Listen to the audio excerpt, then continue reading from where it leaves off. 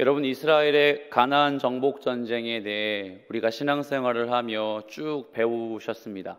그리고 특별히 사사기 말씀에도 이스라엘이 출애굽 후에 가나안에 정착해서 가나안 백성들과 전쟁을 벌였다는 사실도 이미 대부분의 우리 성도님들은 알고 계시는 바죠. 여러분, 가나안 정복 전쟁은 승리했을까요? 아니면 패배했을까요? 여호수아가 죽은 후에 유다 지파를 선두로 가나안 정복 전쟁이 시작되었습니다. 우리를 위하여 누가 싸울꼬? 라는 질문 후에 유다 지파가 첫 번째 주자가 돼서 가나안 사람들, 거민들과 전쟁을 벌였죠. 우리가 함께 묵상하진 않았지만 1장 22절 말씀에 이런 구절도 있습니다. 한번 읽어볼까요? 시작.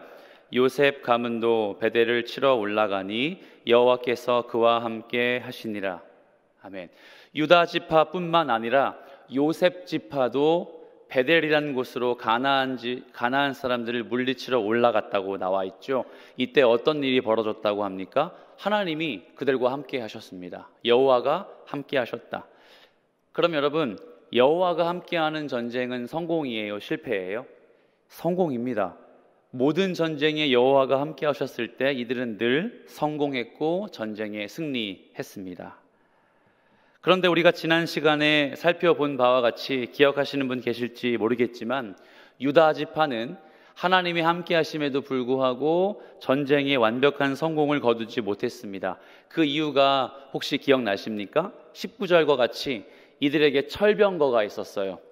최첨단 무기가 있었기 때문에 그들을 이기지 못했다고 나와 있습니다. 이런 상황에서 보면 전쟁은 성공 같지는 않아 보이죠. 과연 가나안 족속과의 전투에 연이은 전쟁에 이스라엘 백성들은 성공한 걸까요? 승리한 걸까요? 아니면 실패하고 하나님의 뜻에 거슬렀던 걸까요? 1장 28절을 보면 또 아리송해집니다. 이스라엘이 강성한 후에야 가나안 족속에게 노역을 시켰고 다 쫓아내지 아니하였더라. 여러분, 이 28절의 말씀을 보면 어떤 뉘앙스처럼 그려지세요? 이스라엘 백성들이 힘을 얻었답니다. 힘을 얻어서 강성한 후에야 가나안 족속 사람들을 뭐로 부렸대요? 노예로 부렸대요. 종을 삼았다고 합니다. 쫓아내지 않고 말이죠. 상징적으로 보면 그렇구나, 이스라엘 백성들 출애굽한 후로 가나안에 들어가면서 힘을 얻어서 과연 약속의 땅에서 정착 잘했구나, 이거 전쟁 승리한 거야 라고 생각할지도 모르겠습니다. 하지만 이 정복 전쟁은 명백히 실패하였습니다. 왜죠? 그 이유는 아주 간단합니다. 가나안 주민 쫓아내라. 이들과 결혼하지 마라. 이들의 신 믿어서는 안 된다. 하나님의 이 세 가지 가장 기본적인 명령을 28절을 통해서도 확인할 수 있죠. 명백히 불순종했기 때문입니다. 그들과 동행했고 그들을 심지어 노예로 삼아 그들과 함께 살았습니다. 저는 몇 해 전에 청년들과 함께 대학로에 가서 연극 옥탑방 고양이라는 작품을 본 적이 있습니다. 10수년 전에 드라마로도 했던 작품이죠. 옥탑방 고양이. 집주인의 이중계약으로 한 남자 청년과 여자 청년이 같은 옥탑방에 계약을 하고 들어와 보니 같이 살아야 하는 운명에 처해진 스토리였죠. 내가 이 집의 세입자다라고 다투며 결국에는 선을 긋고 각자 동거하는, 같은 공간에 동거하는 이 드라마의 연극의 줄거리가 진행이 됩니다. 저는 이 연극과 드라마의 내용을 보면서, 그리고 많은 사람들이 시청했던 10수년 전의 그 기억을 떠올려 보면서 이런 생각을 했습니다. 참 이 드라마가 사람들에게 연극이 많이 보여지고 인기를 끌었지만 참 안타깝고 참담한 마음이 있다. 왜냐하면 제가 대학생 때였거든요. 당시에 동거 문화가 급속하게 확산이 됐습니다. 젊은 대학생들이 같은 방에 남자 여자가 그 계약을 같이 맺어서 같은 방 안에서 살게 되는 그런 일들이 이때부터 엄청나게 많이 늘어났던 것이죠. 시대가 얼마나 변화가 빠른지 그때나 지금이나 비교해 보면 사실 동거가 어떻게 그럴 수 있어? 그거 참 잘못된 일이야 라고 말하기에는 참 구식인 시대가 되어버렸어요. 참 어려운 시대가 되어버렸죠. 당시에 기자들이 리서치를 통해서 젊은이들에게 질문을 했습니다. 왜 동거하는 걸 좋아합니까? 왜 이성과 동거할 수 있죠? 라는 질문에 이런 대답을 하더라고요. 월세를 줄여서 오히려 부모님의 부담을 덜 수 있기 때문이다. 결혼 전에 워낙 이혼율이 많은데 내가 이렇게 동거를 해봄으로 이성과 얼마나 맞고 안 맞는지를 가늠해보고 나중에 이혼율을 줄일 수 있지 않겠느냐. 이런 이유들을 젊은이들이 내어놓았던 거예요. 생각해보면 참 합리적이고 이성적이고 준비 계획적이다라고 볼 수 있습니다. 경제적으로 도움을 준다고 하니 부모님의 입장에서 얼마나 기분이 좋겠습니까? 이혼율도 낮출 수 있다니 지금 대한민국의 가장 큰 문제인 저출산 문제와 이혼율 문제를 바로 잡을 수 있는 아주 기특한 이유들로 볼 수 있겠죠. 하지만 사랑하는 여러분, 혼전동거를 대하는 많은 사람들의 이런 생각은 마치 가나안 사람들을 종으로 노예로 부려서 그들과 함께 사는 이스라엘 백성들의 속마음과 아주 흡사합니다. 가나안의 문화, 가나안의 전통, 가나안의 관계, 이걸 합리화시켜 아주 이성적이고 아주 그럴싸한 이유로 포장하여 하나님의 그 절대적인 기준을 버렸기 때문이죠. 그들은 가나안 사람들을 종으로 부리면서 노예로 부리면서 참 떳떳했을 겁니다. 이렇게 하나님의 백성으로 당당했겠고 거민, 큰 백성이라고 불렀던 그들을 종으로 삼았으니 얼마나 기분이 좋았겠어요. 하지만 이것은 이들의 명백한 범죄이고 하나님의 절대적인 기준에 불순종하는 처사였습니다. 그렇죠. 하나님은 절대로 이 이방의 가나안 사람들과 함께 살기를 원하지 않으셨어요. 절대로 결혼하지 않기를 원하셨고 이들이 믿었던 우상을 믿어서는 안 된다고 못 박으셨죠. 그 절대적인 기준이 있었음에도 불구하고, 그걸 알고 있었음에도 불구하고 그들은 자기 자신이 갖고 있던 합리적인 이유, 전통에 입각한 결정, 그래서 그들을 종으로 부리며 가나안 사람들과 동행했던 겁니다. 그 기준이 어떻게 나와 있는지 여러분 혹시 아십니까? 우리가 오늘 방금도 읽었습니다. 2절 말씀이거든요. 2절 말씀에 그 기준을 확인할 수 있어요. 여러분이 한번 읽어주시겠습니까? 시작.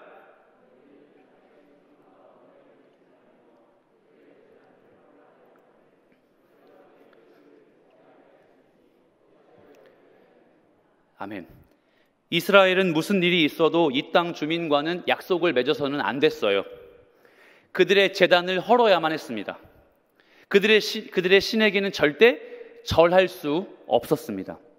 하지만 이스라엘 백성은 그 하나님의 절대적인 기준을, 명령을 지키지 않았습니다. 따르지 않았습니다.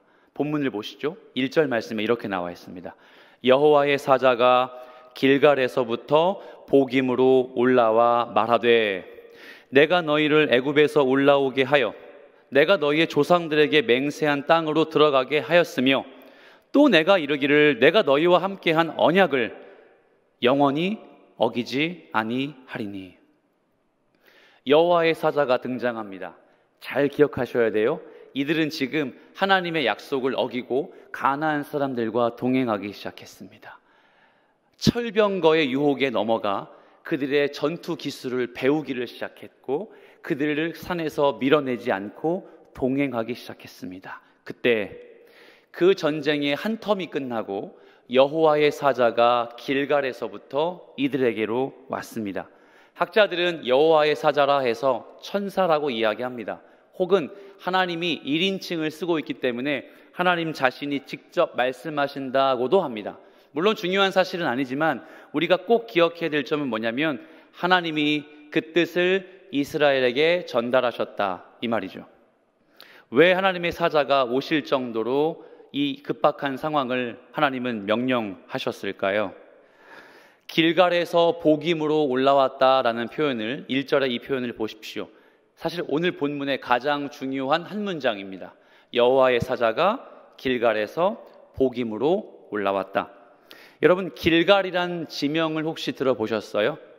길갈은 사실 예루살렘이나 미스바, 나사렛 이런 지명들과 같이 구약 성경에 왕왕 등장하는 단어입니다. 길갈이라는 지명이죠. 제가 한번 성경을 읽어 드리겠습니다. 여호수아 5장 9절을 보면 길갈이 나와요. 여호와께서 여호수아에게 이르시되 내가 오늘 애굽의 수치를 너희에게서 떠나가게 하였다 하셨으므로 그곳 이름을 오늘까지 길갈이라 하였느니라. 아멘. 여호수아 시대의 하나님은 길갈이라는 곳에서 한 가지 중요한 약속을 이스라엘에게 확인시켜 주셨습니다. 그 약속의 내용은 뭐냐면 이제 너희의 430년의 애굽의 종살이는 끝났다. 40년의 광야 생활도 끝났다. 지금 비로소 너희는 길갈에서 하나님의 새로운 약속을 받게 되었다. 종살이도 패배의식도 아픔도 전쟁도 없는 이제 앞길 탄탄한 꽃길 인생이 펼쳐질 거야 라고 하는 약속의 말씀을 어디에서요? 길갈이라는 곳에서 맺은 겁니다. 이 길갈이란 도시는 그러므로 이스라엘 백성들에겐 꿈과 희망의 도시였어요. 하나님을 만난 곳이었고요. 그래, 이제 우리의 정체성이 바뀌는 거야. 더 이상 우리는 종살이 하지 않아. 더 이상 우리는 유목의 민족이 아니라 정착할 수 있는 민족이 됐어 라고 자신의 정체성을 돌이켜보는 지역이었어요. 그게 길갈입니다. 한 가지 예를 들어볼까요? 여러분 혹시 여러분이 사랑하는 사람에게 고백을 받아보았거나 여러분이 꼭 가고 싶었던 여행 장소에 방문해 보신 적이 있습니까? 여러분이 그렇다면 우리는 그 시간 그 장소 절대 죽을 때까지 못 잊어요. 저는 개인적으로 제 첫째 아이를 낳았던 순간을 기억합니다. 그 병원, 그 분위기, 아파했던 아내의 모습, 이 모든 것들이 필름처럼 지나갈 때에 한순간도 놓치지 않고 저는 그 기억을 영원히 간직하려고 합니다. 이스라엘 백성들에게 길갈은 그런 곳이었습니다. 하나님을 만난 곳이고 하나님께 약속을 받은 곳이었어요. 그래서 길갈이란 지명의 뜻이 굴러가다입니다. 왠지 아세요? 내 옛날의 모습, 내 예전의 종살이의 모습은 이제 저 어디로 굴러가 버렸다. 한 가지 더 중요한 일이 일어나죠. 이 길갈에서 할례를 받았습니다. 출애굽은 두 가지의 세대로 나누어집니다. 첫 번째 세대는 모세가 이끄는 아버지 어머니 세대였어요. 모세와 함께 아버지 어머니 세대들이 다 죽고 난 후에 그 후에 여호수아와 그의 세대들이 가나안에 입성을 합니다. 광야에 있다 보니까 할례를 받은 적이 한 번도 없었던 거예요. 그래서 하나님은 길갈에서 바로 남자들을 모아 할례를 몇십 년 만에 시행하십니다. 할례를 받은 주의 백성들은 어떤 정체성이 생기죠? 마치 우리의 세례와 같아서 하나님의 자녀가 되었죠. 하나님의 백성이라는 의미를 갖게 됩니다. 하지만 사랑하는 여러분, 이 할례를 받은 후에 여호수아 6장 어떤 일이 벌어지는지 아십니까? 바로 철옹성과 같은 여리고 전쟁을 합니다. 생각을 해보십시오. 남자들이 전쟁을 해야 되는데 할례를 받았어요. 그럼 전쟁을 할 수 있을까요? 못할까요? 도저히 못하죠. 모르긴 몰라도 직접 걸을 수조차 없는 아픔과 고통이 있을 겁니다. 그런데 하나님은 명백히 조금 후에 여리고와 이 전쟁을 펼치는 걸 알고 계셨음에도 불구하고 왜 여호수아에게 명령해서 대다수의 남자들을 할례 받아라 라고 말씀하시는 걸까요? 전쟁에 패배하게 만드시려고요? 아니요. 전쟁은 여호와께 속한 것인즉 하나님이 전쟁을 이끌어 가신다는 그 단단한 믿음을 이스라엘 백성들, 특별히 남자들에게 겪게 하시기 위해서 하나님을 직접 대면하게 만들기 위해서 그들에게 할례를 시행하시고 하나님은 전쟁에서 승리하도록 하십니다. 이쯤 하면 여러분, 길갈이 어떤 곳입니까? 그냥 하나님을 두 눈으로 직접 본 것이라 해도 과언이 아닙니다. 하나님의 은혜를 아주 또렷하게 경험했던 그곳이기도 합니다. 그런 길갈에 여호와의 사자가 복임으로 왔습니다. 재미있는 사실은 여러분 1절에서 여호와의 사자가 길갈로부터 복임해 왔다라고 나와 있죠. 하지만 4절과 5절을 보시면 복임은 나중에 이름 붙여진 지명입니다. 그러니까 정리해 볼게요. 길갈에서 하나님의 사자는 어디론가 왔어요. 그곳 이름은 나중에 복임이 되었습니다. 아시겠죠? 그러니까 지금 이 순간에는 그곳은 복임이 아닙니다. 길갈에서 어디론가 와서 여호와의 사자가 이스라엘 백성들에게 말씀하시는 거예요. 자, 뭐라고 말할까요? 잘하였도다 착하고 충성된 종아, 아니요, 너희 왜 약속 어겼어? 너희 가나안 족속과 절대 같이 있지 말라고 했잖아. 너희 언제까지 이렇게 여호와의 율법 말씀을 이렇게 변개하고 불순종할 거야? 더 이상 내가 너희들을 용납하지 않고 이제 벌을 내리겠다라고 말씀을 하세요. 그래서 그 말씀이 있은 후로 4절과 5절에서는 이렇게 얘기합니다. 그때에 비로소 그 지명을 복임이라 하였더라. 그렇다면 복임의 뜻이 뭘까요? 울다, 통곡하다. 아이고 주님, 아이고 하며 눈물 흘리며 엄청나게 울어 제끼다, 이런 뜻을 갖고 있는 거예요. 그러니까 여호와의 사자가 복임으로 길갈에서 올라왔다는 1절의 의미는 뭐예요? 이제 너희 끝났어. 하나님의 심판이 이어질 거야. 총신대 김지찬 교수님이라는 분이 계시거든요. 이 주석에서 이런 표현을 사용하셨습니다. 여호와의 사자가 길갈에서 복임으로 와 한 말은 다음과 같다. 마치 판사가 원고에게 내리는 구형. 원고, 누구는 몇 년의 형을 선고합니다. 범죄자에게 내리는 구형과 같다. 그러면 여러분이 만약에 이스라엘 백성이라고 생각해 보신다면 여호와의 사자의 그 몇 마디를 들은 후에 어떨까요? 아, 이제 나는 죽었구나. 아, 너무도 두렵고 무섭다. 하나님의 심판이, 하나님의 징계가 나에게 올 것 같아서. 그래서 그들은 일제히 통곡하고 울며 하나님을 향해 그렇게 고백했습니다. 조금 더 구체적으로 짚어보겠습니다. 2절 말씀을 보시면 이들이 왜 잘못됐는지를 구체적으로 여호와의 사자가 짚어주거든요. 이 부분은 좀 우리가 짚고 넘어가야 될 필요성이 있을 것 같아요. 성경의 저자는 이런 이야기를 합니다. 내가 너희의 우상에게 드리는 제단을 헐라고 하였거늘 왜 안 했느냐, 이런 내용이 나옵니다. 여러분, 우상에게 드리는 제단을 헐다, 이게 어떤 뉘앙스인지 아세요? 고대 사회에서 제단이라 하면요, 건물의 개념이 아니었습니다. 건물 안에 들어가면 실내가 있잖아요. 하지만 고대 사회의 제단은 가장 높은 곳이었어요. 가장 높은 곳에 계단을 타고 올라가 거기에 불을 지피고 종교적인 행위를 해서 그들을 믿는 신에게 경배를 드리는 행위예요. 하지만 이것보다 더 중요한 의미가 또 하나 있습니다. 제단을 헐라는 의미는요, 내가 믿는 신이 나에게 봉사한다는 뉘앙스의 행동이에요. 자, 뭐라고요? 이스라엘 백성들은 가나안에 들어갔더니 이 사람들이 누구를 믿고 있냐면 농사를 주관하는 바알신을 믿고 있었어요. 그렇다면 바알신이 가나안 백성들에게 어떤 신이었을까요? 그렇습니다. 나에게 비와 햇빛으로 봉사하는 신이었던 거예요. 자녀를 많이 낳아야 할 때 아세라 신을 믿었습니다. 어떻게 해요?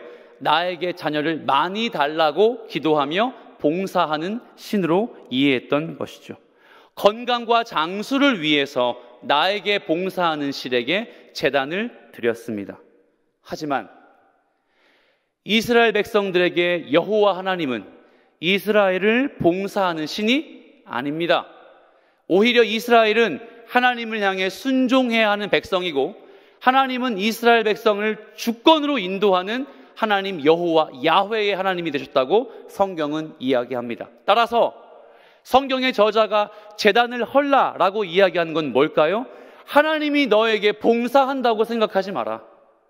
너희가 믿는 신은 너희를 위해서 존재하는 신이 아니라 오히려 너희의 기준을 타파하고 너희의 고집을 내려놓고 하나님의 유일하신 그 법을 따라가야 순종해야 하는 그런 민족의 정체성이 있다, 이 말을 남기신 겁니다. 그런데 이스라엘은 그걸 안 했습니다. 어떤 뉘앙스일까요?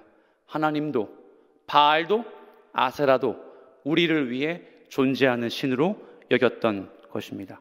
사랑하는 성도 여러분, 하나님은 우리를 위해 존재하는 신이 아닙니다. 하나님은 우리에게 마음껏 구하고 부르짖으라 말씀하시지만 그 선택권과 응답의 주권은 오롯하게 하나님의 것이에요.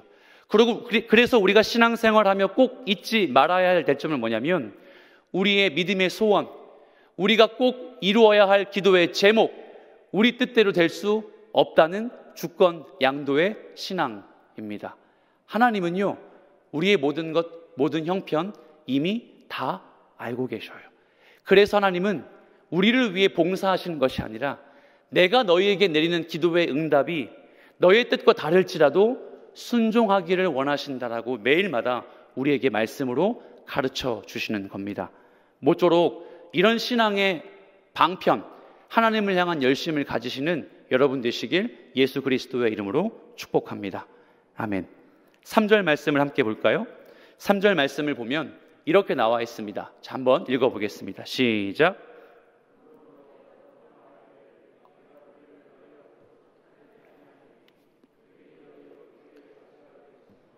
그들의 신들이 너희에게 올무가 되리라 하였노라. 아멘. 자, 여호와의 사자가 남긴 그 메시지의 내용이 3절에 들어가 있는 거예요. 다시 정리해 볼게요. 길갈에서 어디론가 여호와의 사자가 나타났습니다. 하나님의 말씀을 어기고 있었던 이스라엘 백성들을 향해 길갈로부터 온 여호와의 사자는 3절과 같이 이 징계와 심판의 메시지를 남겨주었습니다. 이 심판의 메시지는 3가지로 정리할 수 있어요. 끝으로 이 3가지의 말씀을 정리하고 우리 함께 기도해 보겠습니다. 첫 번째, 내가 그들을 너희 앞에서 쫓아내지 않을 것이다. 3절 말씀 다시 한번 띄워주시겠습니까? 내가 또 말하기를 내가 그들을 너희 앞에서 어떻게 해요? 쫓아내지 아니하리니. 여러분, 이 말이 무엇을 의미할까요? 지금까지 하나님은 무슨 일이 있어도 쫓아내야 돼. 가나안 사람 절대 섞이지 마. 너희가 점령한 땅에 이 사람 한 사람도 남기지 말고 죽이거나 쫓아내. 너에게 선택권이 없어? 이건 하나님의 명령이야 라고 말씀하셨던 하나님이셔요. 그런데 왜 여호와의 사자는 하나님께서 이 가나안 백성들을 쫓아내지 않을 거다고 그렇게 말씀하시는 걸까요? 이 역설적인 표현의 의미는 뭘까요? 이건 바로 이스라엘 백성들이 돌이키든 그렇지 않든 이제는 너희에게 선택권이 없다는 뜻입니다. 앞으로 가나안 주민을 쫓아내고 싶은 마음으로 바뀌어도 너희에겐 선택권이 없어. 그렇게 하지 못하도록 내가 마음을 바꿀 거야. 여러분, 우리가 신앙생활을 하면서 하나님의 이런 메시지를 종종 들을 때가 있습니다. 뭐예요? 하나님, 제가 열심을 가지고 내 식대로 내 신앙의 방식, 내 식대로 교회 직분을 감당하길 원합니다 라고 하지만 여러분, 그럴 때마다 하나님 우리에게 어떤 시험을 주시죠? 그게 우리의 직분의 정석이 아니라, 그게 너의 신앙의 방식이 아니라 하나님의 기준이 먼저야 라고 그렇게 말씀하시기도 하지 않습니까? 첫 번째, 이 말씀의 교훈은요, 한마디로 이스라엘을 내가 내버려 두겠다는 거예요. 자식을 좀 키우다 보면 이런 말 할 때가 종종 있는 것 같아요. 하도 교육을 시켜도 말을 안 듣죠. 때리고 용돈도 안 주고 온갖 방식을 다 취해서 이 아이를 좀 잘 좋은 길로 인도해 보고 싶을 때 그때마저도 이 아이가 말을 듣지 않으면 부모는 이런 말을 합니다. 됐어, 나 네 얼굴 안 볼 거야. 나 너랑 얘기도 하고 싶지 않아. 내가 전생에 무슨 죄를 지었길래 너를 낳아가지고 이렇게 고생을 하니? 라고 하는 부모의 탄식을 저는 들었습니다. 저는 저희 부모님에게 들었을지라도 여러분의 자녀들은 아니실 줄로 믿고 한번 이렇게 공감해 보십시오. 마치 하나님의 메시지가 이거인 거예요. 나 니들 안 볼 거야. 너희들 내버려 둘 거야. 한번 골탕 한번 먹어봐라. 가나안 백성들이 지금 그렇게 너희에게 종노릇 잘하고 있지? 앞으로 어떤가 좀 보자 라고 하나님은 어쩌면 아주 사랑하는 연인의 입장에서 이스라엘 백성들을 향해 이제는 좀 한 걸음 뒤에서 너희 힘듦을 겪고 내가 왜 필요한지 느끼게 해줄 거야, 이 말씀을 하시는 거예요. 두 번째 볼게요. 두 번째로 하나님은 우리 3절 말씀을 다시 띄워주시면 좋을 것 같습니다. 이스라엘의 옆구리에 가시가 될 것이다 라고 말씀하십니다. 누가요? 가나안 백성들이. 여러분, 이스라엘의 옆구리에 가시가 된다? 이거 어떤 의미일까요? 옆구리에 가시 한번 찔려보신 적 있으십니까? 대부분 없으실 텐데 안타깝게도 히브리어 성경을 보면요, 원문에는 가시란 단어가 아예 없습니다. 그럼 무슨 말일까요? 이스라엘아, 가나안 백성들이 너희 옆구리의 존재가 될 거야 라고 말씀하시는 거예요. 이해가 좀 되실지 모르겠습니다. 평생 옆구리에 붙어서 너희 괴롭힐 거야, 이 뉘앙스예요. 제가 청년 사역을 하면서 젊은이들에게 늘 두 가지를 사실 영적인 잔소리를 많이 합니다. 첫 번째는 결혼 문제고요, 두 번째는 물질 문제예요. 특별히 물질 문제는 사실 우리 자녀들이 물질관을 성경적으로 해석하지 않고 사실 아주 왜곡되게 살아가고 있는 걸 우리는 알 수 있습니다. 기독 청년으로 살면서 돈을 왜 아껴야 하는지, 돈을 왜 남기지 말고 쓰기도 해야 하는지, 돈의 노예로 살지 않기 위해서 어떤 생각을 해야 하는지를 저는 가르칩니다. 물론 돈이 우리의 삶에 유익한 존재임에 분명합니다. 우리의 삶을 윤택하게 하기도 하고 남을 세울 수도 있습니다. 내 존재감도 높아지게 만들 수 있는 것이 돈 맞습니다. 하지만 이것 아시죠? 결정적인 순간에 돈은 우리의 발목을 잡아요. 결정적인 순간에 돈은 우리의 목을 조입니다. 우리의 인생을 아주 비참하게 만들어줍니다. 이 돈 때문에 사람을 잃어버립니다. 돈 때문에 비전을 상실하죠. 돈 때문에 심지어 하나님과 등지는 관계까지 선택한 것이 우리 죄인, 저를 포함한 모든 사람들의 민낯이 아닌가 싶습니다. 마치 이 돈을 향한 우리의 마음이 가나안이 이스라엘 백성들에게 옆구리가 되었다는 뜻과 동일합니다. 사랑하는 성도 여러분, 우리가 신앙생활을 하며 하나님을 거스르게 만드는 내 옆구리 존재와 같은 것, 우리 모두가 다 있을 것입니다. 돈, 명예, 사람, 심지어 건강까지 하나님이 나에게 가장 유익한 존재여야 함에도 불구하고 늘 우리는 결정적인 순간에 옆구리에 콕 붙어 있는 그 무언가를 선택하여 하나님을 등지죠. 하나님을 두 번째, 세 번째 순위로 몰아냅니다. 우리 말씀 앞에 동일한 결단이 있길 축복합니다. 하나님은 우리에게 이런 경고를 하시는 것 같아요. 그 무엇이 됐든 그 누구가 됐든 하나님의 주재권을 인정하지 않고 하나님이 우리의 삶을 인도하신다는 절대적인 기준에 순종하지 않는다면 그건 그 무엇은 너에게 옆구리의 가시와 같을 것이다. 자, 마지막으로 세 번째입니다. 세 번째, 하나님은 이렇게 말씀하셨어요. 가나안의 신들이 너희에게 무엇이 된다? 올무가 된다라고 말입니다. 여러분, 가나안의 신들이 너희에게 올무가 된다, 마치 방금 배웠던 옆구리의 가시가 된다는 뜻과 아주 유사합니다. 그런데 보이세요? 여러분 확인되십니까? 가나안 사람들이 옆구리가 되었다는 두 번째 뜻과 아주 다른 뜻이 보이시죠? 가나안 사람이 아닌 가나안의 신들이 너희에게 올무가 된다라고 이야기를 해요.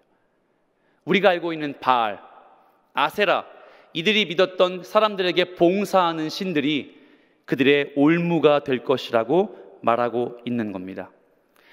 이 뜻을 정리하자면 다음과 같아요. 우리의 신앙생활은요, 교회 안에서 이루어지는 것이 전부가 아니란 뜻입니다. 교회 안에서 예배하며 주여 주여 고백하고 말씀을 청종할지라도 삶에서 일상의 다반사의 문제에서 코람데오라고 하는 하나님 앞에서의 신앙생활을 부인해 버린다면 마치 그것은 일상의 문제가 가나안의 신들처럼 우리에게 다가와 우리의 발목을 잡게 된다는 말입니다. 그러므로 예수를 믿는 일이 교회에 얼마나 많이 출석하느냐의 문제가 아니라는 걸 기억하십시오. 여러분의 자녀들에게 가르쳐 주십시오. 교회에 자주 나오고 교회에 일정한 직분을 만드는 것이 신앙생활의 표지가 아니라 일상생활에서 치열하게 예수 믿는 사람으로 어떻게 살아내야 하는지를 가르쳐야 한다는 말입니다. 그것이 바로 지켜지지 않을 때 가나안의 신들이 이스라엘 백성들의 올무가 될 수 있었습니다. 여러분, 이 심판의 메시지가 이스라엘의 귀에 들렸습니다.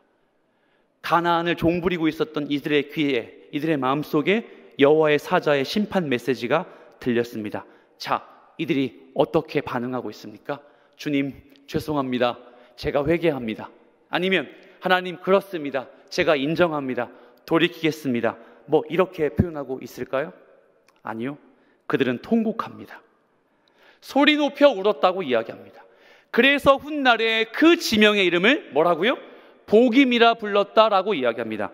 그렇다면 사랑하는 여러분, 이들의 통곡, 이들의 눈물, 회개일까요? 이들의 아픔, 이들의 고통, 이거 정말 주님 앞에 완벽히 엎드려 드리는 회개의 기도 맞을까요? 한 성경학자의 한마디를 통해 우리가 함께 고민해 봤으면 좋겠습니다. 기독교에서 말하는 회개란 감정의 변화의 회개가 아니라 생각과 가치관의 변화로서의 회개다. 우리가 이런 면에서 이스라엘의 통곡을 해석한다면 이건 확실합니다. 이들은 감정적인 호소와 고통의 눈물은 동반할지 모르겠지만 생각과 가치관, 내 주관의 삶의 변화를 동반한 회개는 분명히 아닐 것을 확신하죠. 왜요? 바로 6절부터 10절까지의 말씀 때문이에요. 중간에 다시 한번 정리를 해드려서 송구합니다. 길갈에서 복임으로 여호와의 사자가 왔습니다. 그는 심판의 메시지의 세 가지 핵심을 전달했고 이들은 그 사실을 듣고 통곡했습니다. 성경의 사람들은 그 시대 이후에 이 지명을 복임이라 불렀다고 증거합니다. 그리고 갑자기 여호수아가 등장합니다. 여러분 혹시 기억나십니까? 여호수아는 지금 실존하는 인물이 아닙니다. 왜요? 이미 1장 초반부에 여호수아는 죽었다고 증거하며 지금 사사시대라고 이야기하기 때문입니다.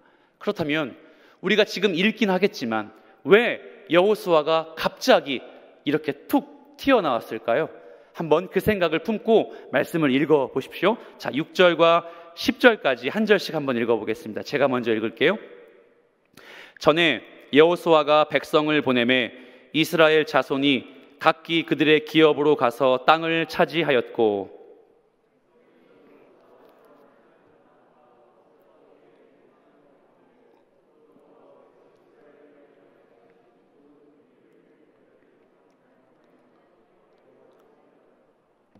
여호와의 종 눈의 아들 여호수아가 110세의 죽음에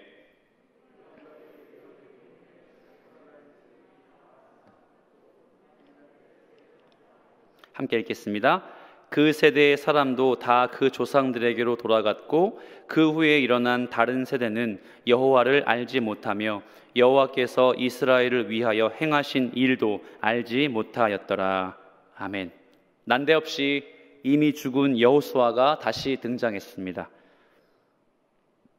성경의 저자는 1장의 초반부로 다시 돌아가 여호수아가 어떻게 죽게 되었는지 그 후에 무슨 일이 벌어졌는지를 증거합니다.